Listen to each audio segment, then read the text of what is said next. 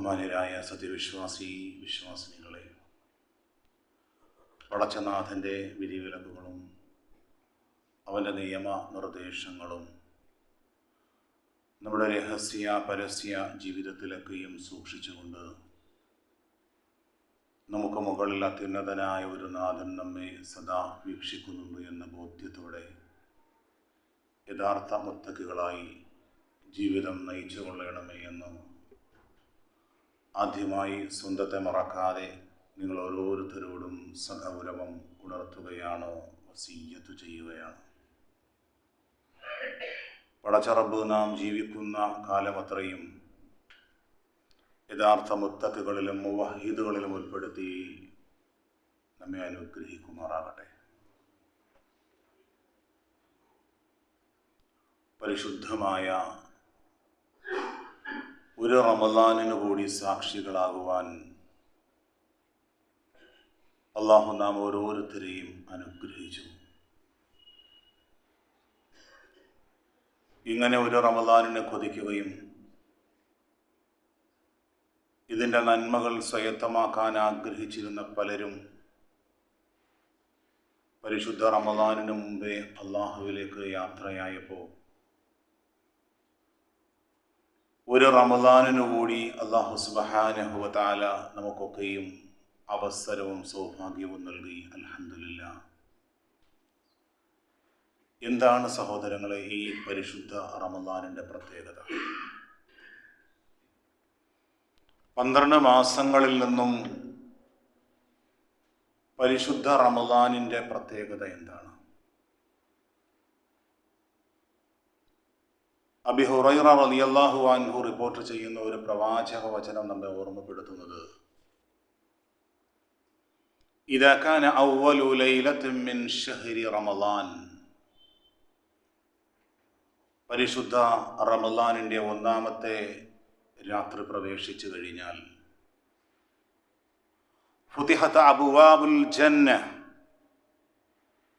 സ്വർഗത്തിൻ്റെ കവാടങ്ങൾ മലർക്കെ തുറക്കപ്പെടും. വഉല്ലിഖത് അബ്വാബുൻ നാർ, നരക കവാടങ്ങൾ കൊട്ടിയടക്കപ്പെടും.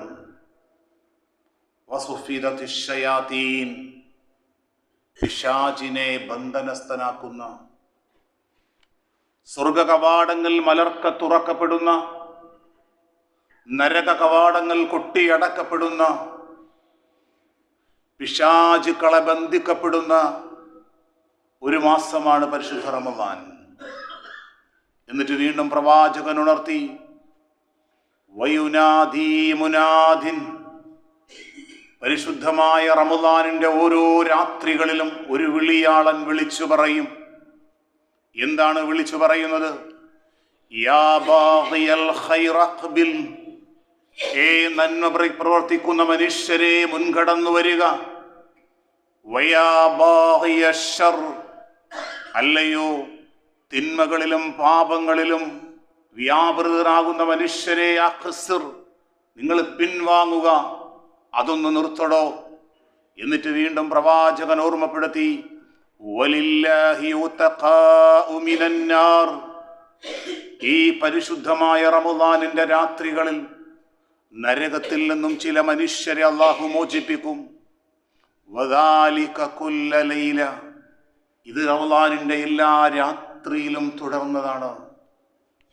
സഹോദരങ്ങളെ, ഈ മഗ്ഫിറത്തിന്റെ, ഈ പാപമോചനത്തിന്റെ, ഈ നരകമോചനത്തിന്റെ, ഈ ദിനരാത്രങ്ങൾ ഉൾക്കൊള്ളുന്ന ഈ മഹത്തരമായ ദിനരാത്രങ്ങളിൽ നാം നിലകൊള്ളുന്ന ഈ സമയത്തിലും സന്ദർഭത്തിലും ജീവിക്കാൻ അല്ലാഹു നമുക്ക് അവസരം നൽകി. നാം നിലകൊള്ളുന്ന ഈ റമദാനിന് തൊട്ടു മുന്നിലുള്ള 2 ദിവസങ്ങൾക്ക് മുമ്പ് ഒരു സുബ്ഹാനല്ലാഹ് പറഞ്ഞാൽ, ഒരു അൽഹംദുലില്ലാഹ് എന്ന് പറഞ്ഞാൽ 10 നന്മയാണ് എഴുതപ്പെടുന്നതെങ്കിൽ, പരിശുദ്ധ റമദാനിന്റെ മാസപ്പിറവി ദർശിച്ചതോടുകൂടി ഒരു നന്മയ്ക്ക് അല്ലാഹു 100 പ്രതിഫലം എഴുതപ്പെടുന്ന പുണ്യങ്ങളുടെ വസന്തകാലമായ ഈ പരിശുദ്ധ റമദാനിൽ ആ റമദാനിന്റെ മുഴുവൻ നന്മകളും സ്വായത്തമാക്കാൻ ആ റമളാനിന്റെ മഗ്ഫിറത്തിന്റെ, പാപമോചനത്തിന്റെ ഈ ദിനരാത്രങ്ങൾ നമുക്ക് പ്രയോജനപ്പെടണമെങ്കിൽ സഹോദരങ്ങളെ, അതിലൊന്നാമതായി നാം ശ്രദ്ധിക്കേണ്ടത് നമ്മുടെ വിശ്വാസമാണ്, നമ്മുടെ അഖീദയാണ്. അല്ലാഹുവിന്റെ റസൂൽ സല്ലല്ലാഹു അലൈഹി വസല്ലമ തങ്ങളോട് പോലും റബ്ബുൽ ആലമീനായ നാഥൻ പറഞ്ഞത്, ലൈൻ അശ്റക്ത, നബിയേ, അങ്ങയുടെ ജീവിതത്തിൽ ശിർക്ക് കടന്നു വന്നാൽ ലയഹ്ബതന്ന അമലുക്, താങ്കളുടെ കർമ്മങ്ങൾ പൊളിഞ്ഞു പോകും പ്രവാചകരെ. വലതകൂനന്ന മിനൽ ഖാസിരീൻ, അങ്ങ് പരാജിതരിൽ പെട്ടുപോകും. അള്ളാഹുവിന്റെ റസൂലിനോടാണ് അത് ഉണർത്തുന്നതെങ്കിലും നാം ഓരോരുത്തരോടുമാണ് സഹോദരങ്ങളെ അത് ഉണർത്തുന്നത്. നമുക്ക് ആവശ്യത്തിന് ജീവിക്കാൻ ഒരു ബാങ്ക് ബാലൻസ് ഉള്ള ഒരു സഹോദരൻ, അയാളുടെ ATM കൗണ്ടറിലേക്ക് പോയിട്ട് ATM കാർഡിട്ട് അയാളുടെ പിൻ നമ്പർ ടൈപ്പ് ചെയ്തു. ആ അക്കൗണ്ടിൽ 0 ബാലൻസ് കാണിക്കുമ്പോൾ ആ സഹോദരന്റെ മനസ്സിലുള്ള ആദിയും വെപ്രാളവും എത്രത്തോളമായിരിക്കും സഹോദരങ്ങളെ. ഈ ചുട്ടുപൊള്ളുന്ന പകലുകളിൽ റബ്ബിനു വേണ്ടി, റബ്ബിന്റെ പ്രീതിക്ക് വേണ്ടി നാം ഉപവാസം അനുഷ്ഠിച്ച് രാത്രി നമസ്കാരങ്ങൾ നിന്നുകൊണ്ട് ഖിയാമുൽ ലൈലുമൊക്കെ അനുഷ്ഠിച്ച് ദാനധർമ്മങ്ങളിൽ വ്യാപൃതരായി നാളെ പരലോകത്തേക്ക് എത്തുമ്പോൾ നമ്മുടെ അക്കൗണ്ട് 0 ബാലൻസിലേക്കായാൽ നമ്മുടെ മനസ്സിന്റെ ആദിയും മനസ്സിന്റെ ആശങ്കയും എത്രത്തോളമായിരിക്കും സഹോദരങ്ങളെ. പരിശുദ്ധ റമളാനിന്റെ കർമ്മങ്ങളിൽ, ഏതു കർമ്മങ്ങളിലും ഒന്നാമത്തത് നാം നമ്മുടെ അഖീദ, നമ്മുടെ വിശ്വാസം ശരിപ്പെടുത്തണം. രണ്ടാമതായി നാം ശ്രദ്ധിക്കേണ്ടത് നമ്മുടെ നീയത്താണ് സഹോദരങ്ങളെ, നമ്മുടെ ഉദ്ദേശശുദ്ധിയാണ്. ഒരുപാട് സഹോദര സമുദായ അംഗങ്ങൾ സാമൂഹ്യ മാധ്യമങ്ങളിലൂടെ, വാർത്താ മാധ്യമങ്ങളിലൂടെ 10 വർഷക്കാലം കൊണ്ട് മുസ്ലിമീങ്ങൾ അനുഷ്ഠിക്കുന്ന ഉപവാസത്തിന്റെ കൂടെ, നോമ്പിന്റെ കൂടെ ഞങ്ങളും നോമ്പ് പിടിക്കാറുണ്ട്. ഒരുപാട് അനുഭവങ്ങൾ അവർ മുൻപോട്ട് വെക്കാറുണ്ട്. അവർക്ക് ഒരുപാട് ആരോഗ്യപരമായ നേട്ടങ്ങൾ ഉണ്ടാകാം. എന്നാൽ സഹോദരങ്ങളെ, അത്തരമൊരു നോമ്പാണോ വിശ്വാസികളായ നാം അനുഷ്ഠിക്കുന്നവർ? അവർക്ക് ചില ആരോഗ്യപരമായ നേട്ടങ്ങൾ ഉണ്ടാകും. പരിശുദ്ധ റമളാനിന് മുന്നിൽ നമ്മുടെ ബോഡി ചെക്കപ്പും നമ്മുടെ ബ്ലഡ് എടുത്തൊരു ചെക്കപ്പൊക്കെ നടത്തി.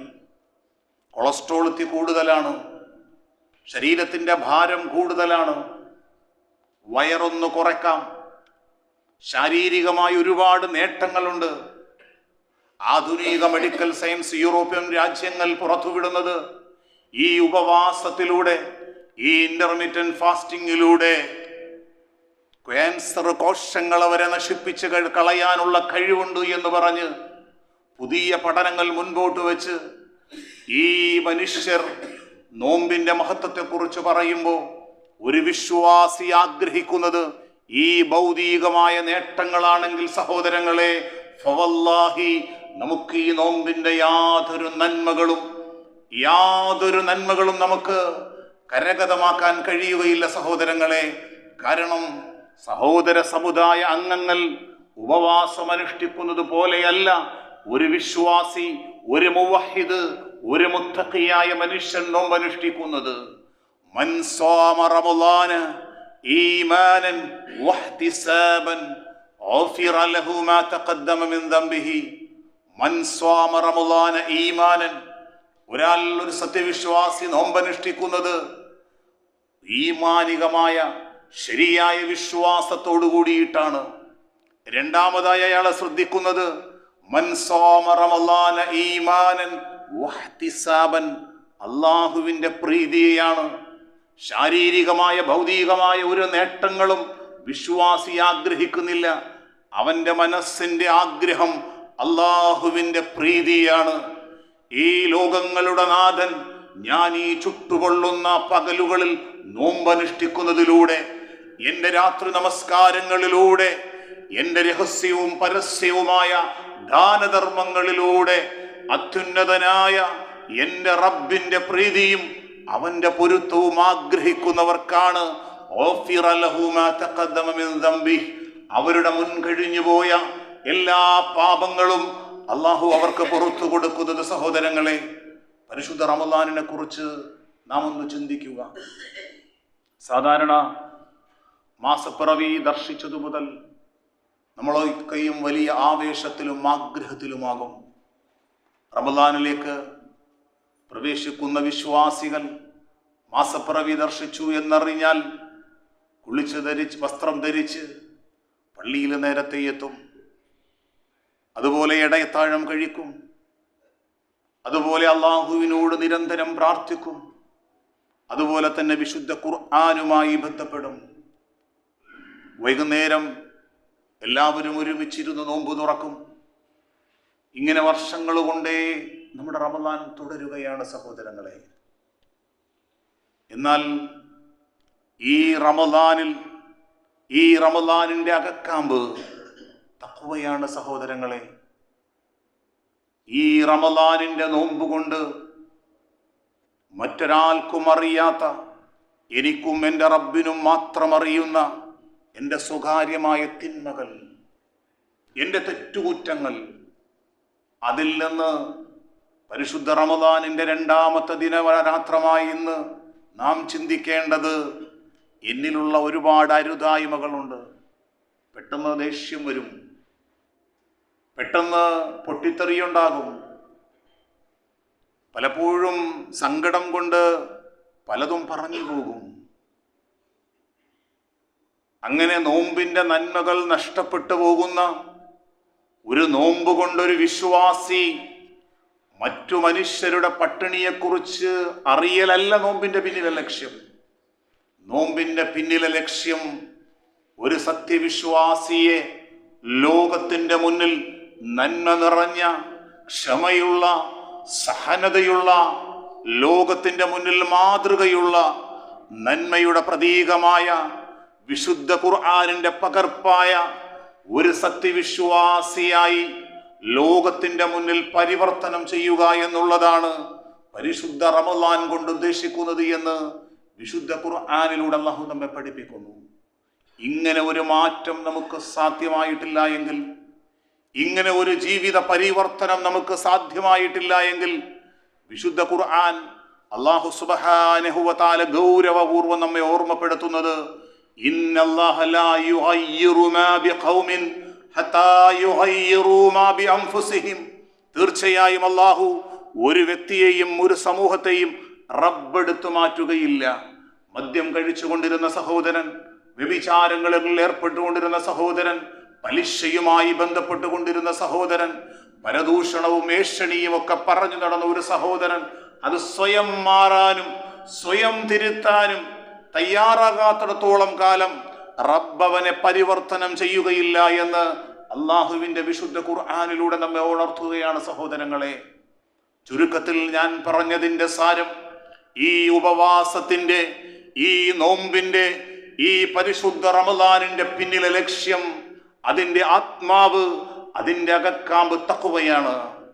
അള്ളാഹുവിന്റെ വിശുദ്ധ ഖുർആനിലൂടെ പരിശുദ്ധ റമദാനിന്റെ ഒന്നാമത്തെ ദിനരാത്രങ്ങൾ മുതൽ പരിശുദ്ധ ഖുർആനിലെ സൂറത്തുൽ ബഖറയിൽ നാം കേൾക്കുന്ന ഈ വിശുദ്ധ ഖുർആനിലെ ഈ വചനം, യാ അയ്യുഹല്ലദീന ആമനൂ, അല്ലയോ സത്യവിശ്വാസികളെ, കുതിബ അലൈക്കുമുസ്സിയാം, നോമ്പ് നിങ്ങൾക്ക് ഫർളാക്കപ്പെട്ടിരിക്കുന്നു, നിർബന്ധമാക്കപ്പെട്ടിരിക്കുന്നു. കമാ കുതിബ അലല്ലദീന മിൻ ഖബ്ലിക്കും, നിങ്ങൾക്ക് മാത്രമല്ല നിങ്ങൾക്ക് മുമ്പുള്ള പൂർവികർക്കും ഇത്തരണത്തിൽ നോമ്പ് നിർബന്ധമാക്കപ്പെട്ടിരുന്നു. എന്തിനു വേണ്ടിയിട്ടാണ്? ഈ ലോകത്തെ ഇന്ന് ജീവിക്കുന്ന 200 കോടിയോളം വരുന്ന മുസ്ലിമീങ്ങൾ നോമ്പനുഷ്ഠിക്കുന്നത്, ഈ ഉപവാസം അനുഷ്ഠിക്കുന്നത്, ഈ ചുട്ടുപൊള്ളുന്ന പകലിലും നാം നോമ്പനുഷ്ഠിക്കുന്നത് എന്തിനു വേണ്ടിയാണ്? റബ്ബ് സുബ്ഹാനഹു വ തആല പറഞ്ഞത്, ലഅല്ലക്കും തത്തഖൂൻ, നമ്മൾ തഖ്വയുള്ളവരാകാൻ, നാം സൂക്ഷ്മതയുള്ളവരാകാൻ. സഹോദരങ്ങളെ, തഖ്വ എന്ന് പറഞ്ഞാൽ അള്ളാഹുവിനെ കുറിച്ചുള്ള, പടച്ച റബ്ബിനെ കുറിച്ചുള്ള ബോധം. നാം നമ്മുടെ തഖ്വയെ കുറിച്ച് നാം ഓരോരുത്തരും ചിന്തിക്കണം. ജുമാ നമസ്കാരം കഴിഞ്ഞ് പള്ളിയുടെ താഴേക്ക് ഇറങ്ങിപ്പോയപ്പോ നമ്മുടെ ചെരുപ്പ് അവിടെ കണ്ടില്ല എങ്കിൽ, നമ്മുടെ തഖ്വ എന്താണെന്ന് അവിടെ കാണാം. നാം യാത്ര ചെയ്യുമ്പോൾ പെട്ടെന്നൊരു പെട്രോൾ പമ്പിലേക്ക് പെട്രോൾ അടിക്കാൻ വേണ്ടി കയറി. നമ്മുടെ ക്യൂവിൽ നിന്ന് ഒരാൾ പെട്ടെന്ന് മുൻകടന്ന് പെട്രോൾ അടിച്ചാൽ അവിടെ നമ്മുടെ തഖ്വ നമുക്ക് എന്താണെന്നറിയാം. വാഹനം മുൻപോട്ട് യാത്ര ചെയ്യുമ്പോൾ പിറകിൽ നിന്നൊരാൾ ശക്തമായി ഹോൺ അടിച്ചു. അയാളുടെ ഗ്ലാസ് താഴ്ത്തിയിട്ടൊന്ന് നോക്കുമ്പോൾ നാം നോമ്പുകാരാണെങ്കിലും അവിടെയാണ് നമ്മുടെ തഖ്വ. അയാൾ പെട്ടെന്നൊരു അസഭ്യം പറഞ്ഞാൽ നാം അതിനിടയ്ക്ക് 2 അസഭ്യം പറയുന്നവരാണോ? പലപ്പോഴും പ്രകോപിതമാകുന്ന, നമുക്ക് നമ്മെ നിയന്ത്രിക്കാൻ കഴിയുന്ന ഒരു പക്വതയിലേക്ക് ഈ പരിശുദ്ധമായ റമളാനിന്റെ ഈ ഉപവാസം, ഈ നോമ്പ് നമുക്ക് ഉന്നതമായ ഒരു അവസ്ഥയിലേക്ക് നമ്മളെ കൊണ്ടെത്തിക്കണം. 1000-2000 ടണ്ണ് ഭാരം വഹിച്ചു കൊണ്ടുപോകുന്ന ഒരു ലോറിയുടെ ഡ്രൈവർക്ക് ആ ലോറിയെ കൺട്രോൾ ചെയ്യാൻ അറിയാം. അത് കൃത്യമായി മറ്റൊരാളുടെയും ശരീരത്തിലേക്ക് തട്ടാതെ വളരെ ശ്രദ്ധാപൂർവം കൊണ്ടുപോകും. 2000-3000 കുട്ടികൾ പഠിക്കുന്ന ഒരു കോളേജിന്റെ പ്രിൻസിപ്പൽക്ക് ആ കോളേജ് എങ്ങനെ കൊണ്ടുപോകണമെന്നറിയാം. പക്ഷേ 70-80 കിലോ ഭാരം വരുന്ന ഈ ശരീരത്തിന്റെ ഇച്ഛകളെ ഒതുക്കി നിർത്താൻ, അതിനെ കടിഞ്ഞാണിടാൻ പലപ്പോഴും വലിയ വലിയ കൊലപാതകങ്ങളിലേക്ക് മനുഷ്യൻ വഴുതി മാറുന്നത് 1 സെക്കൻഡിൽ ഉണ്ടാകുന്ന പ്രകോപനമാണ് സഹോദരങ്ങളെ. പെട്ടെന്ന് വീടിന്റെ അടുക്കളയിലേക്ക് പോയി കത്തിയുമായി പെട്ടെന്ന് കടന്നു വന്ന് ഒരു പിടിച്ചു തള്ളലും ഒരു കത്തിക്കുത്തും ഒരു മരണത്തിലേക്കെത്തും. കേരളത്തിലെ അറിയപ്പെട്ട ഒരു ജയിലിലെ കുറ്റവാളികളെയും അതുപോലെ തന്നെ ക്യാൻസർ രോഗികളുമായിട്ടുള്ള ഒരു സംഭാഷണം ജയിൽ അധികൃതരും ഹോസ്പിറ്റൽ അധികൃതരും സംഘടിപ്പിച്ചു. ക്യാൻസർ വന്ന ആ രോഗികൾ പറഞ്ഞു, ഞങ്ങളുടെ ജീവൻ നിലനിർത്താൻ വേണ്ടി ഒരുപാട് വേദനകൾ സഹിക്കുന്നു, പക്ഷേ നിങ്ങൾക്ക് നല്ല ആരോഗ്യമുണ്ട്. 1 സെക്കൻഡിലെ ക്ഷമ നഷ്ടപ്പെട്ടതിൻ്റെ പേരിൽ മക്കളെയും കുടുംബത്തെയും വിട്ട് കഠിന തടവിന് 20-30 വർഷം നിങ്ങൾ ഈ ജയിലുകളിൽ കഴിയുന്നു എന്ന് ആ ക്യാൻസർ രോഗികൾ ആ ജയിലിലെ കഠിന തടവിന് ശിക്ഷിക്കപ്പെട്ട ആ പ്രതികളോട് സംസാരിക്കുമ്പോൾ അവരുടെ കണ്ണിൽ നിന്ന് കണ്ണുനീർ തുള്ളികൾ വരികയാണ്. അവിടെയാണ് ഒരു വിശ്വാസി ലോകത്ത് മറ്റ് മനുഷ്യരിൽ നിന്ന് നാം വിശ്വാസികളാണ് സഹോദരങ്ങളെ. പരിശുദ്ധ റമളാനിൽ നമുക്ക് നമ്മെ നിയന്ത്രിക്കാൻ, നമ്മുടെ കോപത്തെ നിയന്ത്രിക്കാൻ, നമ്മുടെ ഭാര്യയോട്, നമ്മുടെ ഭർത്താവിനോട്, നമ്മുടെ മക്കളോട്, നമ്മുടെ കീഴിലുള്ളവരോട് റസൂലുള്ളാഹി സ്വല്ലല്ലാഹു അലൈഹി വസല്ലം തങ്ങൾ നമ്മെ പഠിപ്പിച്ചത് ലൈസ ശദീദു സുർഹ ലൈസ ശദീദു ബിസ്സുർഅ, അതായത് അക്രമിയെ അടിപ്പെടുത്തുന്നവനല്ല യഥാർത്ഥ ശക്തൻ. ഇന്നമശ്ശദീദുല്ലദീ യംലികു നഫ്സഹു ഇൻദൽ ഗളബ്, കോപം വരുമ്പോ, ദേഷ്യം വരുമ്പോ നമ്മുടെ നോമ്പും നമ്മുടെ സൂക്ഷ്മതയും നമ്മുടെ തഖ്വയും ഒക്കെ മാറിയിട്ട് നാം പ്രകോപനമാകും, നാം പ്രകോപിതനാകും, നാം പലതും അവിടെ പറയും. അങ്ങനെ ആ അക്രമിയായ മനുഷ്യനെ അടിപ്പെടുത്തുന്നവനല്ല ശക്തൻ. പ്രവാചകൻ ഓർമ്മപ്പെടുത്തി, ലൈസ ശദീദു ബിസ്സുർഅ, അക്രമിയെ അടിപ്പെടുത്തുന്നവനല്ല ശക്തൻ. പിന്നെ ശക്തൻ ആരാണ്? അല്ലദീ യംലികു നഫ്സഹു ഇൻദൽ ഗളബ്, ദേഷ്യം വരുമ്പോ, കോപം വരുമ്പോ, നമുക്ക് ഇഷ്ടപ്പെടാത്തത് ഒരു വേദിയിൽ വെച്ച് നമ്മെ ഒറ്റപ്പെടുത്താൻ, നമ്മുടെ മനസ്സിന് പ്രയാസമുണ്ടാക്കുന്നത് സംസാരിക്കുമ്പോ പെട്ടെന്ന് അയാൾക്ക് മറുപടി പറയാൻ നമ്മുടെ രക്തം തിളച്ചു വരുമ്പോഴും അല്ലദീ യംലികു നഫ്സഹു ഇൻദൽ ഗളബ്, കോപത്തെ നിയന്ത്രിക്കാനുള്ള, അഥവാ ശരീരത്തിന്റെ ഇച്ഛകളെ, വികാര വിചാരങ്ങളെ നിയന്ത്രിക്കുക എന്നുള്ളതാണ് തഖ്വ സഹോദരങ്ങളെ. എന്നാൽ ചില മനുഷ്യരെ സംബന്ധിച്ചിടത്തോളം നമസ്കാരത്തിലും നോമ്പിലും സക്കാത്തിലും ഒക്കെ അവർ മുൻപന്തിയിലാണ്. പലപ്പോഴും പ്രകോപനപരമായ സാഹചര്യങ്ങൾ വരുമ്പോൾ അവർ കൈവിട്ടുപോകും. അവർ പിന്നെ പിടിച്ചാൽ കിട്ടാത്ത അവസ്ഥയിലേക്കായി മാറും. 2 വർഷങ്ങൾക്ക് മുമ്പുള്ള ഒരു റമളാനിൽ ഒരു അതിർത്തി തർക്കത്തിൽ ഒരു മുസ്ലിമായ സഹോദരനും മറ്റൊരു മതസ്ഥനും തമ്മിൽ ചെറിയ വാക്കുതർക്കമായി.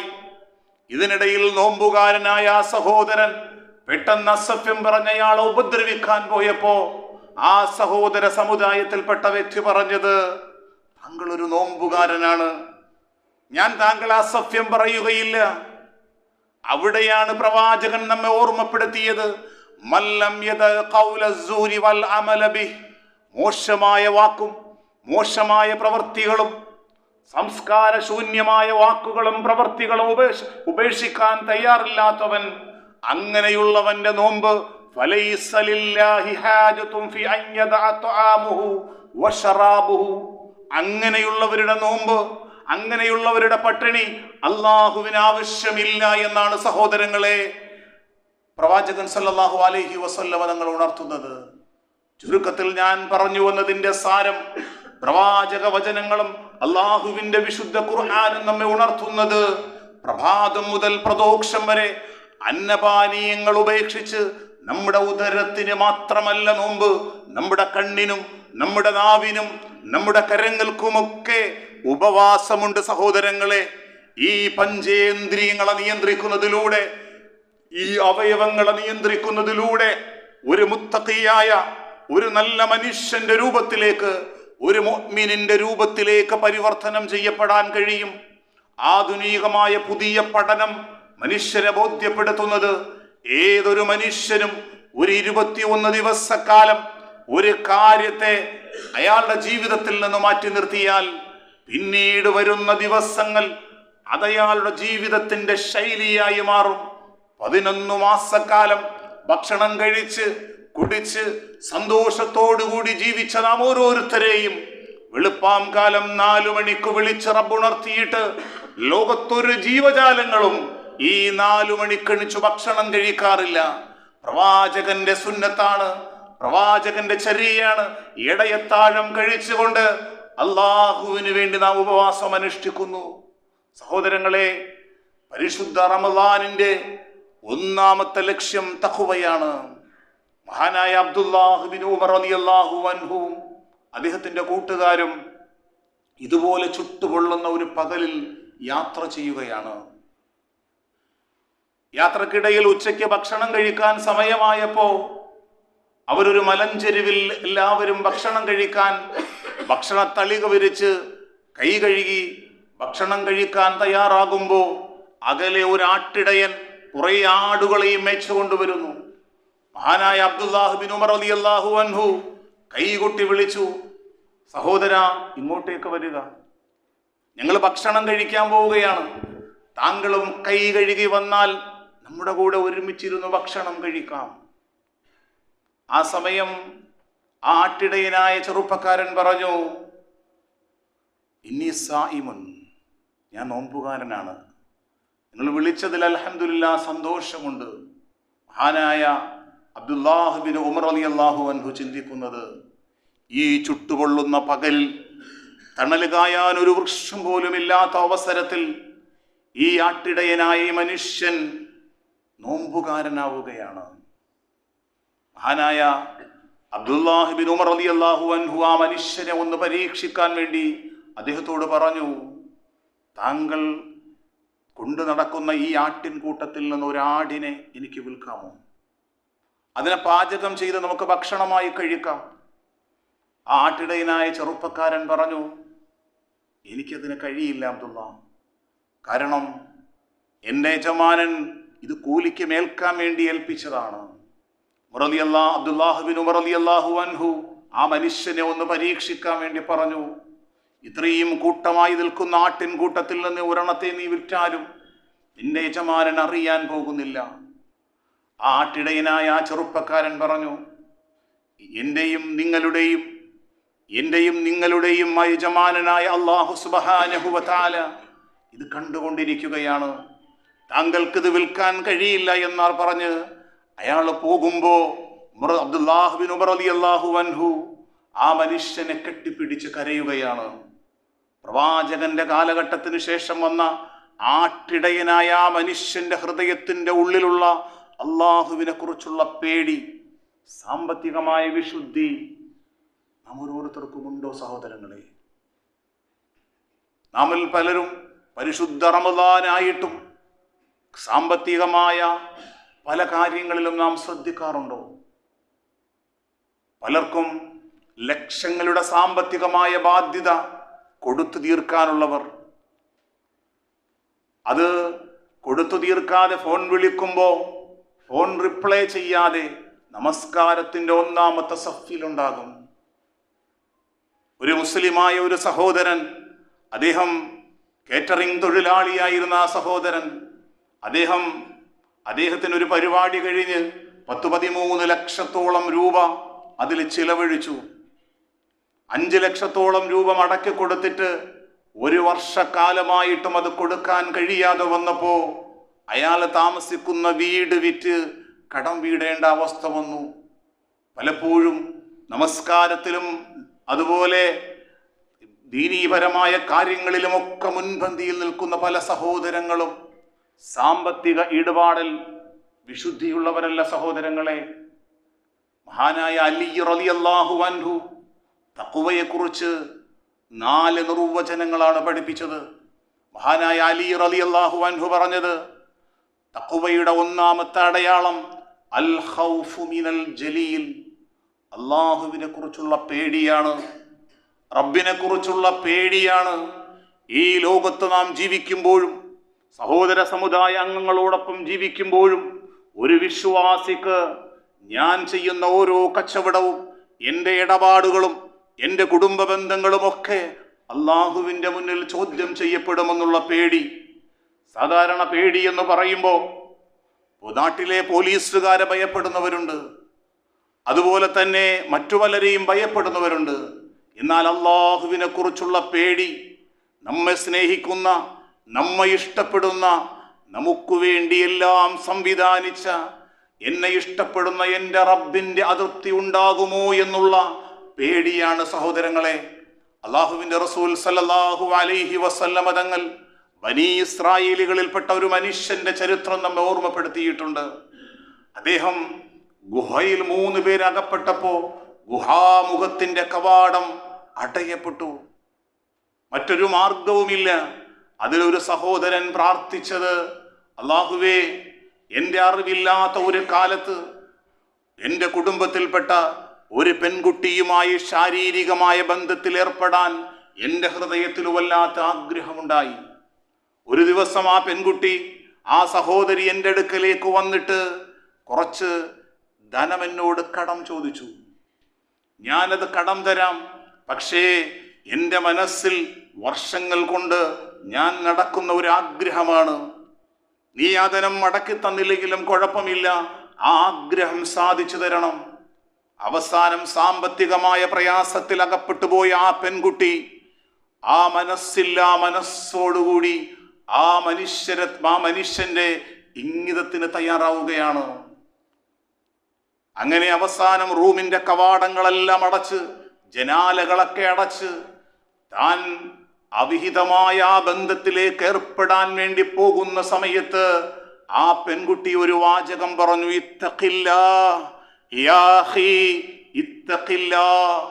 ജനലുകളും കവാടങ്ങളും ഒക്കെ അടക്കപ്പെട്ടു, പക്ഷേ നീ അല്ലാഹുവിനെ സൂക്ഷിക്കണേ, അല്ലാഹ് ഇത് കാണുന്നുണ്ട്, പടച്ചവൻ ഇത് കാണുന്നുണ്ട് എന്ന് പറഞ്ഞപ്പോ എന്റെ വിചാരങ്ങളെയൊക്കെ ഞാൻ നിയന്ത്രിച്ചുകൊണ്ട് ആ തെറ്റിൽ നിന്ന് മാറിയത് റബ്ബേ നിന്നെ കുറിച്ചുള്ള ഭയപ്പാടോടുകൂടിയാണ്.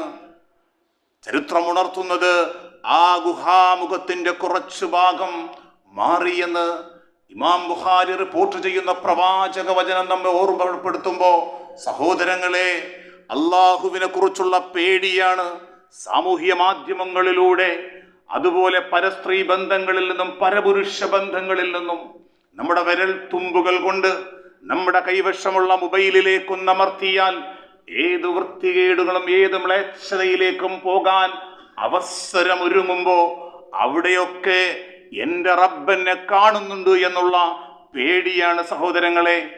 മഹാനായ അലി റളിയല്ലാഹു അൻഹു രണ്ടാമതായി പറഞ്ഞത് വൽ അമലു ബിത്തൻസീൽ, അല്ലാഹു അവതരിപ്പിച്ച പരിശുദ്ധ ഖുർആൻ കൊണ്ടുള്ള ജീവിതമാണ്. എന്താണ് സഹോദരങ്ങളെ വിശുദ്ധ ഖുർആൻ അനുസരിച്ചുള്ള ജീവിതം? പരിശുദ്ധ റമദാനിന്റെ മഹത്വത്തെക്കുറിച്ച് വിശുദ്ധ ഖുർആൻ പറഞ്ഞത്